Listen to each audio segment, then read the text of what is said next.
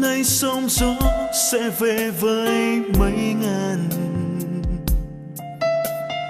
Dậy đi yêu thương, ta hãy khép mi nỗi buồn. Sao